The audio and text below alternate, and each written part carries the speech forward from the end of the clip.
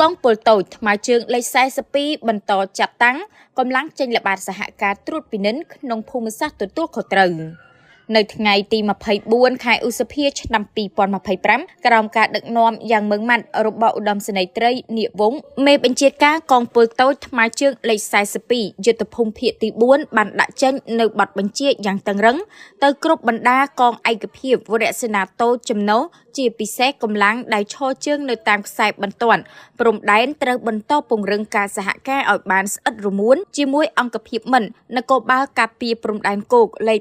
702ក្នុងការចេញល្បាតត្រួតពិនិត្យតាមបណ្ដាគោលដៅផ្សេងទៀនដែលបានកំណត់ដើម្បីតាមដានក្តាប់ជាប់រាល់សភាពការប្រែប្រួលតាមខ្សែបន្ទាត់ព្រំដែននិងទប់ស្កាត់ឲ្យបានទាន់ពេលវេលានៅសកម្មភាពបទល្មើសខុសច្បាប់ផ្សេងដែលកើតមានឡើងដើម្បីធានាបាននៅសុខសុវត្ថិភាពស្ថិរភាពជូនប្រជាពលរដ្ឋមេបញ្ជាការក៏បានផ្ដាំផ្ញើដល់យោធិនដែលកំពុងឈរជើងក្នុងភូមិសាស្ត្រត្រូវតែថែរក្សានៅសុខភាពការពារពីជំងឺផ្សេងជាពិសេសត្រូវជៀសឲ្យឆ្ងាយពីបញ្ហាគ្រឿងញៀនផងដែរ